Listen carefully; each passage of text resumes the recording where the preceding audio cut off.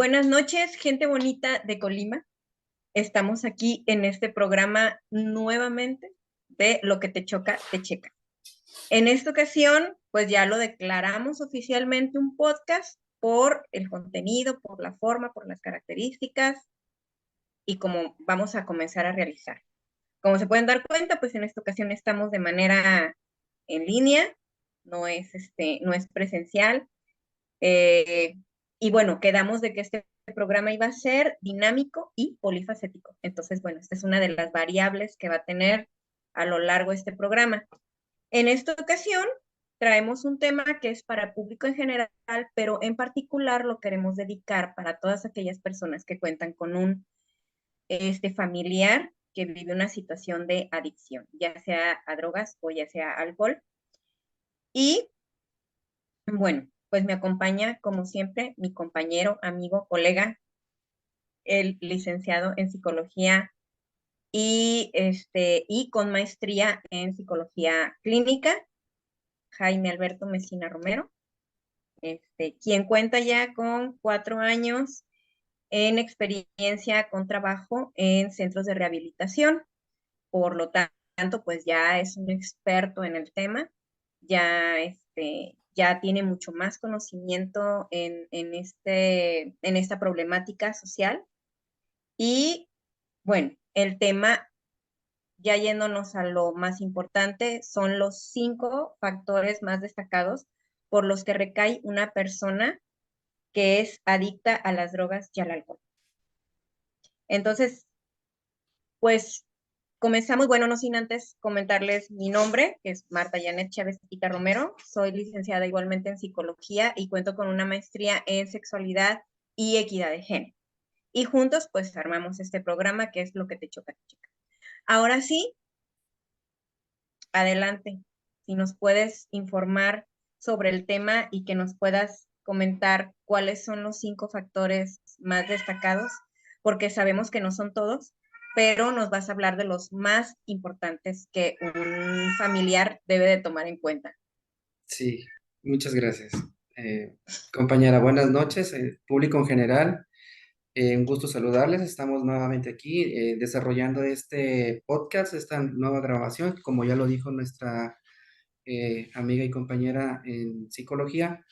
Este programa o este proyecto que lo estamos desarrollando juntos va a ser muy dinámico y pues vamos a tener diferentes escenarios. Habíamos hablado en los programas anteriores que pudiéramos hacer grabaciones en el auto, vamos a hacer entrevistas presenciales. Ahorita no estamos, ahorita estamos en la comodidad de nuestras casas, estamos haciéndole de manera virtual.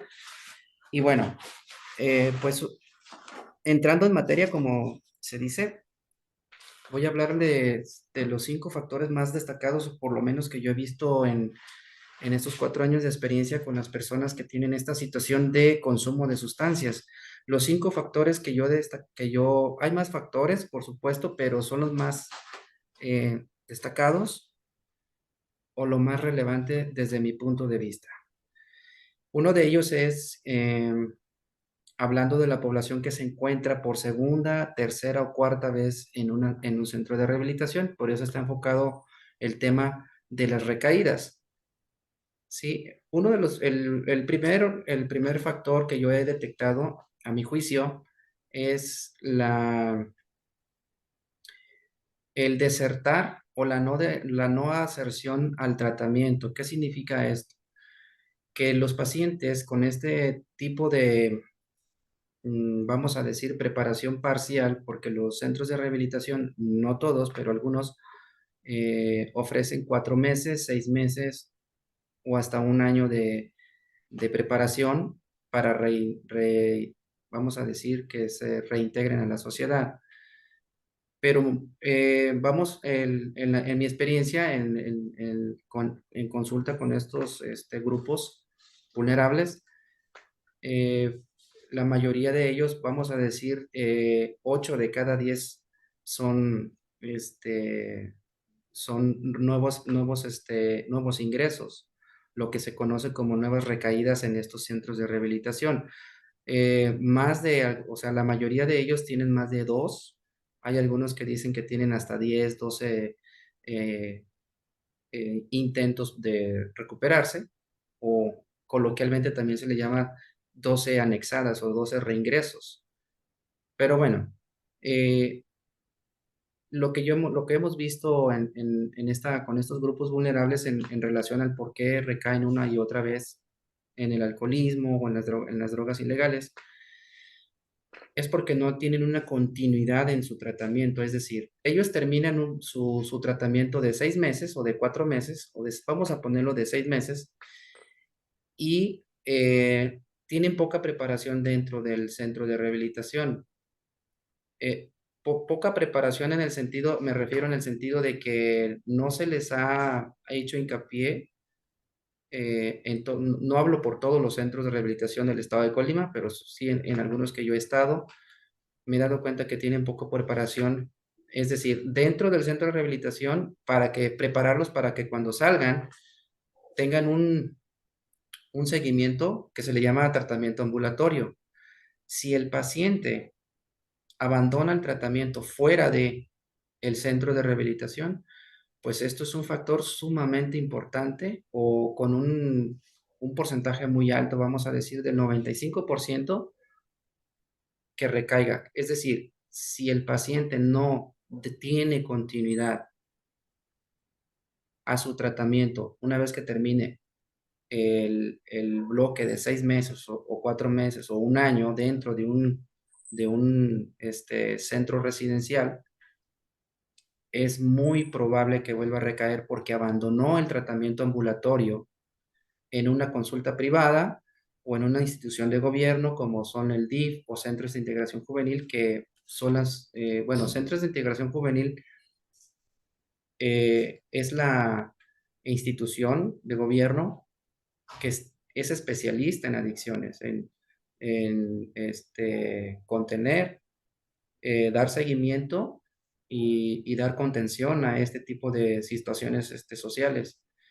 Entonces, uno de los primeros factores o de los más relevantes, de los 5 que vamos a hablar el día de hoy, es el abandono al tratamiento, que clínicamente se le conoce como la deserción, o la no aserción, la no adherencia al tratamiento ambulatorio.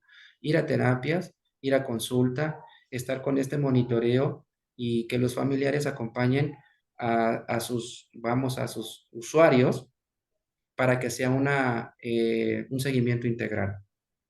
Y bueno, tenemos el siguiente factor, el factor número 2, que tiene que ver con los rasgos concomitantes. ¿Qué significa esto?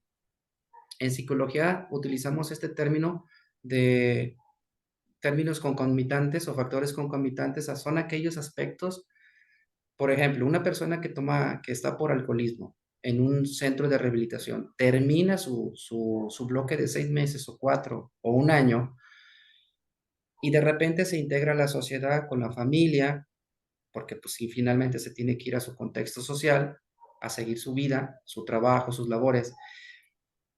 Pero un factor de riesgo concomitante para esta persona que consume alcohol es que vaya a una fiesta familiar, puede ser un bautizo, unos 15 años, una boda, y de repente dicen ellos, lo dicen los grupos en los que yo trabajo, que para quitarse un poco la ansiedad, en este caso por el alcohol, para bajarme un poco la ansiedad voy a fumar.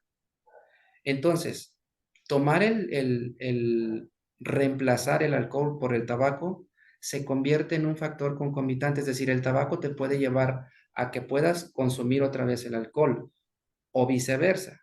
Una persona que consume marihuana o otras sustancias, un factor concomitante de riesgo o con alto potencial de riesgo es el alcohol. Es decir, vamos a decir que una persona que terminó un tratamiento de 6 meses por marihuana, de repente se integra a la sociedad, a sus labores cotidianas con su familia, y sucede que va a la boda de su hermano mayor o de su hermana mayor, y tiene apenas 4 meses o 2 meses que salió de su proceso. Por cuestiones culturales, en estas convivencias, fiestas, bautizos, bodas y 15 años, pues uno de los elementos para que la gente conviva es el alcohol, las bebidas, el refresco y el alcohol. Entonces, si esta persona está tratando de dejar el consumo de marihuana y de repente él puede decir, es que yo no tengo problemas con el alcohol y empieza a tomar cerveza, tequila o no sé qué versión del alcohol pueda tomar, pero vamos a decir que toma cerveza. El hecho de que él tenga ese acercamiento al alcohol se convierte en un factor concomitante, es decir, que acompaña a o lo puede llevar a que consuma marihuana. ¿Por qué lo decimos? Porque en consulta grupal, en la experiencia que tenemos con estas personas, con estos grupos vulnerables, se les ha cuestionado esto, se les ha preguntado y ellos lo que contestan es que como yo no tengo problemas con el alcohol, pues me permití tomarme unas 3 o 4 cervezas y de repente eso, o ya no fueron 3 o 4, fueron más, y eso los llevó, ese alcohol se convirtió en un factor de riesgo porque lo llevó a querer, a que su cuerpo le pedía algo más y se convierte, por eso se le llaman factores concomitantes y factores de riesgo. Ahora bien, el alcohol no es el único factor que puede fungir como un factor concomitante. Puede ser el alcohol, el tabaco y también las colonias en donde viven. Es decir, los que salen de un centro de rehabilitación, sean hombres o sean mujeres, se van a integrar a la misma colonia, a las mismas tienditas, a las mismas amistades, a los mismos amigos. Y todo eso, si no lo saben manejar, si no tienen un acompañamiento ambulatorio profesional con psicoterapeutas, gente especialista en adicciones o cualquier otro psicólogo en consulta privada, difícilmente van a poder aprender todas estas herramientas para que se puedan defender en el día a día de su proceso continuado. Es decir, cuando salen del centro de rehabilitación, su proceso de abstinencia se supone que lo van a llevar a cabo afuera, en teoría. Por eso decíamos que uno de los primeros factores es el abandono al tratamiento. Es un factor de riesgo. Si el paciente abandona el tratamiento ambulatorio, es altamente probable que vuelva a recaer. El segundo factor tiene que ver con los elementos concomitantes, que ya más o menos los expliqué de una manera técnica y también sencilla para que la gente que nos está escuchando puedan entender qué significa esto. Los factores concomitantes son aquellos elementos que te llevan a que consumas una mayor sustancia. Y el tercer factor que nosotros encontramos que también tiene un alto porcentaje para que las personas que consumen alcohol y otras sustancias puedan recaer es que no tengan un proyecto de vida. ¿Qué significa esto? En nuestra experiencia con las personas en terapia grupal, se les cuestiona lo siguiente. Es decir, cuando salgas de aquí, cuando termines este segundo anexo, el tercero o el cuarto, según sea el caso, cuando salgas de aquí, ¿qué vas a hacer en las primeras 4 semanas? Y es una tristeza escuchar que te digan, no sé, no sé qué voy a hacer. Y algunos atinadamente dicen, bueno, voy a buscar trabajo. Sí, pues no tienes trabajo, vas a buscar trabajo. Pero no tienen claro, no tienen nítido qué van a hacer en 3 meses, qué van a hacer en un año en relación a seguir luchando por mantenerse en sobriedad. Entonces, lo que nosotros hemos estado trabajando los grupos que nos toca trabajar es enseñarles a armar un proyecto de vida de corto, mediano y largo plazo. En lo laboral, en la abstinencia, en lo académico, y tratar de ayudarles a formar, a armar una estructura de vida, un plan de vida, que uno de sus nombres es proyecto de vida de corto, mediano, a largo plazo, en todas las áreas, en las emocionales, en las de familia, en las académicas, si algunos quieren continuar las carreras que se quedaron truncadas, se les invita, se les insta a que hagan un proyecto de vida. Cuando nosotros estamos trabajando, un servidor está trabajando con estos grupos vulnerables, yo me encargo o me cercioro de que todo el proceso en el que yo los esté acompañando, les estoy enseñando, les estoy poco a poco a que armen un proyecto de vida. ¿Qué van a hacer saliendo en el primer mes? ¿Cómo te ves en los primeros 6 meses después de este anexo? Y así estimulamos un poquito su creatividad para que tengan una base sólida, un motivo, una motivación extrínseca por el cual quieran seguir estando en sobriedad. Bien, ese es el tercer factor que nosotros encontramos. Es decir, si no tiene un proyecto de vida, es muy susceptible o es muy probable que como no sabe qué hacer en 3 años, no tiene pensado si va a comprar una casa, si va a tener un carro, si va a tener, no sé, hay personas muy jóvenes, adolescentes, no saben si se van a casar, no saben si van a tener hijos, no saben si, o sea, no saben muchas cosas. Están desprotegidos. ¿Por qué? Porque carecen de un proyecto de vida de corto, mediano y largo plazo. Entonces, cuando no tengan esto claro, cuando no se tenga esta estructura, un plan a futuro, hemos encontrado en el trabajo del día a día con estos grupos vulnerables que se convierte en un factor sumamente, un factor de riesgo. No tener un proyecto de vida claro se convierte en un factor de riesgo. ¿Por qué? Porque están deambulando en sus ideas, no saben qué hacer, no saben en qué van a trabajar y por eso lo hemos considerado como uno de los factores de riesgo. No tener un plan de vida es un factor de riesgo. No tener un plan de vida académica es un factor de riesgo. No saber si eres joven de 15, 20, 17 años, que no sepas si quieres ser madre o quieres ser padre, no saber eso, no poder contestar con claridad esa pregunta es un factor de riesgo. ¿Por qué? Porque no tienen ideas claras al futuro. Bien, vamos a hablar del factor número 4,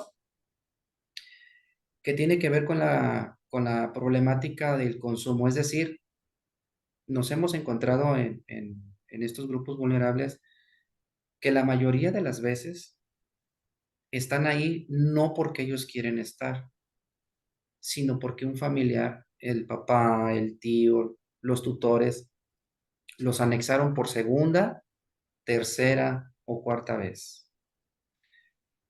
En este sentido, si la persona que está recibiendo la ayuda no tiene claro o no acepta que tiene un problema de consumo, ya sea de alcohol o de sustancias ilegales, si no hay una aceptación genuina, esto se convierte en un factor potencialmente de riesgo, porque cuando salga va a volver a lo mismo, porque no tiene planes, porque no quiere, porque no ha pensado en dejar de consumir esa conducta de riesgo de consumo, ya sea alcohol o sustancias. Y esto se convierte sumamente significativo para que lo consideremos como un factor de riesgo. Es decir, cuando el paciente no acepta que tiene un problema de abuso uso y abuso de sustancias, y está ahí por una situación de un familiar,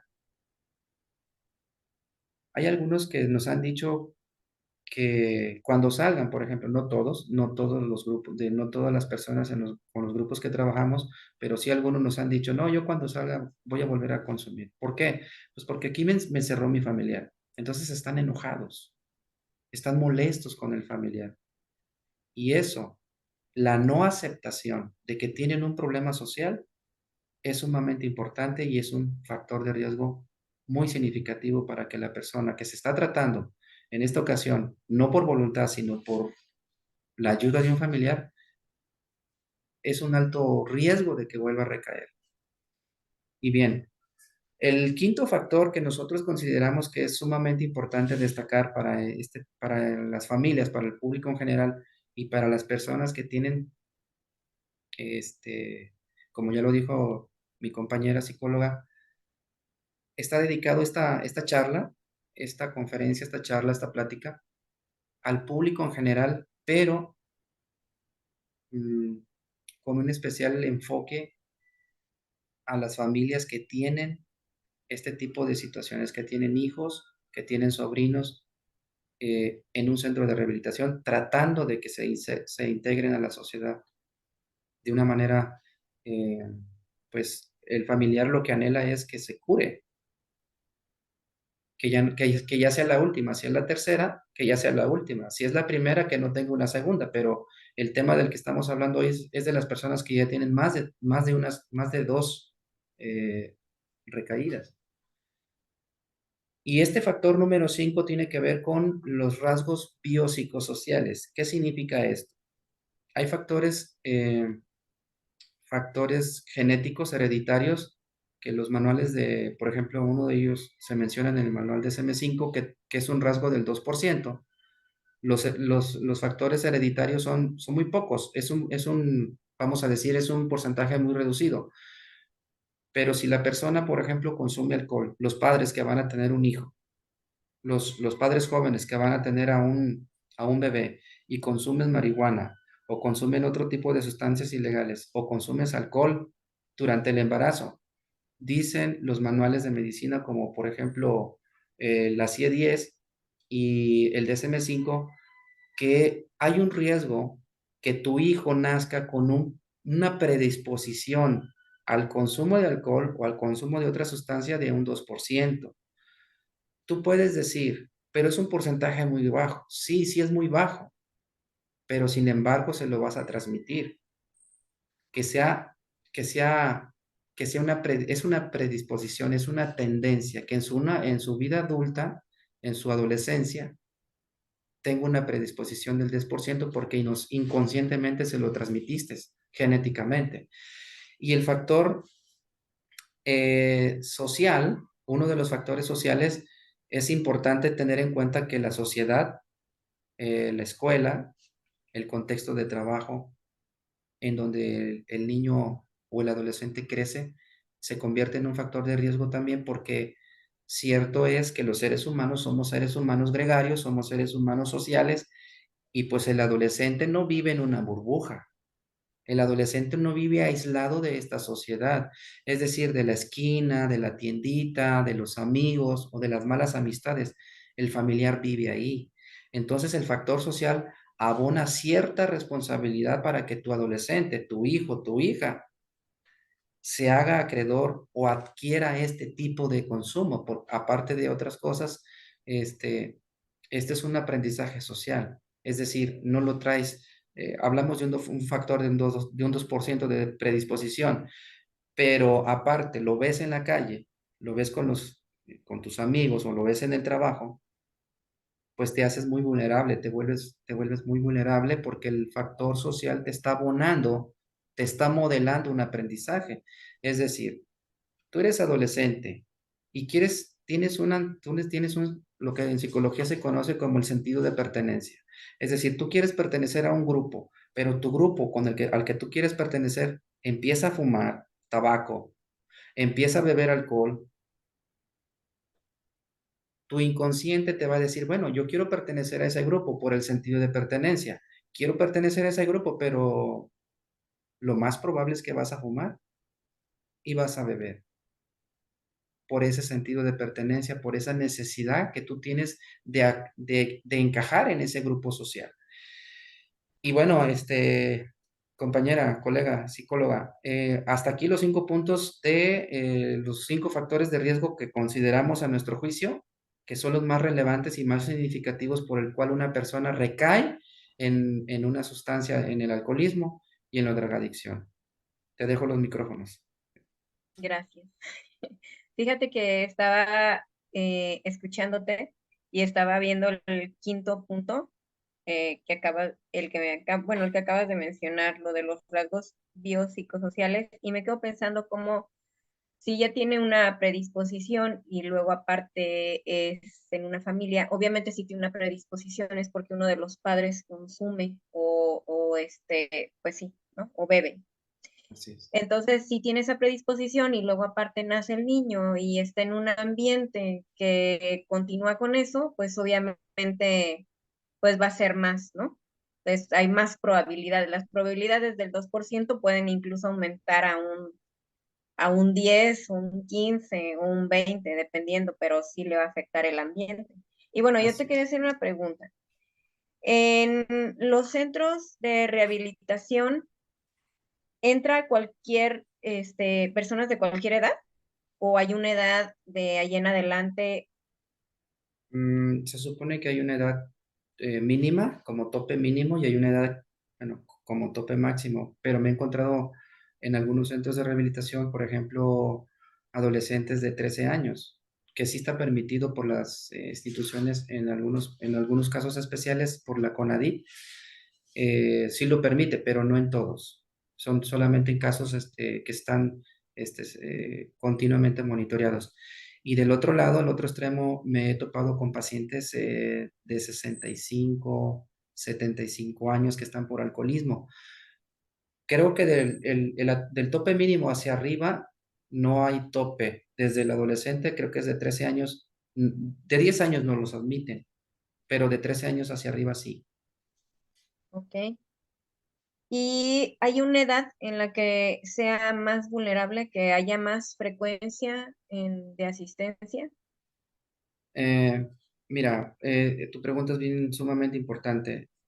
Hay nuevas generaciones, hay que tomar este dato importante, las nuevas generaciones de adolescentes que se están sumando a los que ya son eh, reincidentes. Hay mucha población reincidente. El tema de hoy nos centramos en las personas que ya tienen más de 3 recaídas o 4 o 5. Te comentaba en una parte del programa que hay personas que me dicen, no, pues yo tengo 10 o 12 recaídas.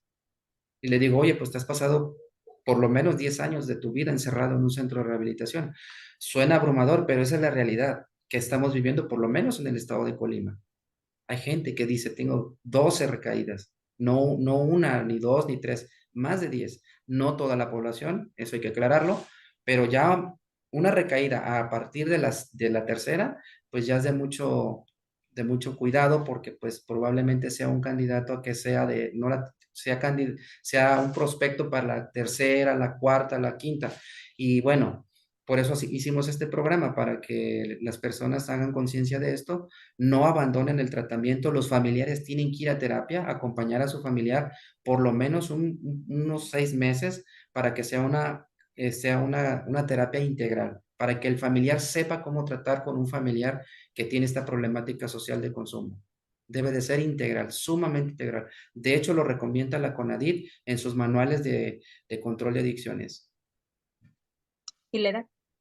¿La edad, perdón, de qué? La edad, si hay una edad Ah, que es más frecuente. la edad son adultos, de 18 a 30 años, son los que frecuentemente me encuentro ahí. Y pues las nuevas generaciones, el índice es menos, son pocos. O sea, los adolescentes, hay más adultos que recaen que las nuevas generaciones, los jóvenes son pocos, pero sí hay, sí hay. Y estos se están sumando a los que ya están en esta parte de las recaídas. ¿Cada año te encuentras con algunas diferencias? O sea, ¿ha habido algo a partir de estos 4 años que hayas notado que va en aumento o en disminución? Lamentablemente sí, lo digo con mucho dolor de mi corazón, porque finalmente pues trato con humanos, soy un ser humano y tengo unas ciertas susceptibilidades a pues algunas cosas sensibles. Lo digo con mucho respeto y con mucha tristeza. Me he dado cuenta que los índices no van a la baja, van en aumento. ¿Por qué? Porque la gente que es su tercera anexada, en 6 meses, en 4 años, ya tuvo otras tres. Entonces eso no es un nuevo usuario, es uno que ya existía. A esto agrégale que en esos 4 años se sumaron tres más que son las nuevas generaciones que vienen, entonces el índice va a la alza, pero no porque haya más, sino por los que se reinciden, no salen de ahí, ¿sí? Y esto es una cosa, es un número que a mí, la verdad, híjole, me da mucha pena. Sí, sí, sí, pues es de las adicciones más destructivas, ¿no? Porque adicciones, pues conocemos muchas, no Sí, son únicas, las drogas o el alcohol, pero es de las más dañinas de, dentro para la persona y para la sociedad, porque las personas de alrededor, pues también se ven afectadas, ¿no? directamente en la familia, Marta, hay familias que se destrozan, sí, sí, de por sí ya vienen de un historial, vamos a decir, disfuncional, con una persona con adicciones y que recae una y otra vez, la familia se termina por desmoronar. Se divorcian, padres que con adicciones en alcohol abandonan a la mujer, abandonan al hijo. ¿Por qué? Porque no pueden. Pero uno de las cosas por las cuales no pueden es porque abandonan el tratamiento ambulatorio. Piensan que con 4 meses, erróneamente piensan que con 4 o 6 meses la persona está curada. Y no es así. No es así. No, pues El tratamiento tiene que continuar por años, 3 o 4 años, para que estén monitoreándose en una situación en una situación de gobierno, para que no sea muy costoso. Puede ser en privado, pero no toda la gente tiene acceso a esa solvencia económica y por eso están las instituciones, por ejemplo, como centros de integración juvenil, que son especialistas en dar seguimiento. Y esa es una institución muy viable. Está el DIF, pero el DIF no son los especialistas porque son integrales. Ellos atienden la problemática social en general, no nada más adicciones. Entonces, las sesiones van a ser más espaciadas. A diferencia de centros de integración juvenil que van a ser son 4 sesiones por mes, una cada semana. Entonces el monitoreo es constante y las personas, por supuesto que lo logran, pero es un número muy reducido, pero sí lo logran. Sí hay gente con experiencias de logro que estaban del otro lado y ahora son profesionistas. Esto también hay que decirlo. Es decir, sí hay una remisión clínica sostenida, como lo maneja el manual DSM-5. Esta cura sí existe y hay que decirlo, sí existe, pero hay que adherirse al tratamiento. El familiar y el usuario. El familiar no va a ir 4 o 5 años a terapia, pero mínimo un año, 6 a 1 año. Estar yendo con su familiar, acompañándolo. El familiar puede ir una vez al mes, unas 2 veces al mes, para que vaya viendo también el seguimiento y el progreso en su familia, porque es duro, es difícil. muy bien. Pues muchas gracias, muy interesante. Yo creo que deja mucha tela de dónde cortar. Nos quedaría todavía mucho más. Ahorita estaba pensando incluso que la sexualidad para este tipo de personas, para esta comunidad también sería interesante hablarlo algún día, porque tiene pues también efectos muy fuertes. Y bueno, pues si la sexualidad es parte del placer y parte de las necesidades básicas, pues de entrada esa por mucho se ve destrozada, ¿no? Sí, nos ha tocado casos, por ejemplo, estas personas me han tocado ver personas que tienen 8 años, perdón, 8 meses o un año en un centro residencial y sin visita conyugal. Y sí ha habido situaciones ahí que digo, será un tema que tú vas a desarrollar porque tú eres la especialista en sexualidad y bueno, lo podemos abordar, claro que sí. Esto solamente pues es media hora de una charla. Por supuesto que es un tema para hablar 2 o 3 horas más de esto mismo porque es muy complejo, es muy difícil, pero hacerles sentir a la población que sí se puede. Tu familiar se puede sanar si no abandona el tratamiento y que no se desesperen, pero que se integren a que también ellos puedan recibir terapia. Y bueno, uno de los proyectos que tenemos, porque hay que despedirnos, ya se nos va a acabar el tiempo, Sí, este, pues dentro de todos los cursos, talleres que pensamos que en algún momento pueden servir, ya que no se pueden dar todas las charlas en esta media hora, pues podemos utilizar eso. sí, más adelante tenemos un proyecto entre mi compañera y la psicóloga, colega psicóloga, de hacer manuales, darle seguimiento a este tipo a estos comentarios de interés, nos los hacen saber en la caja de comentarios y con gusto vamos a armar un proyecto más a profundidad para que ustedes desarrollen un entendimiento mejor de toda esta problemática social. Muchas gracias por escucharnos y se nos acabó el tiempo, Marta. Gracias, adiós. Nos vemos pronto en otro podcast. Buenas Buenas noches. noches.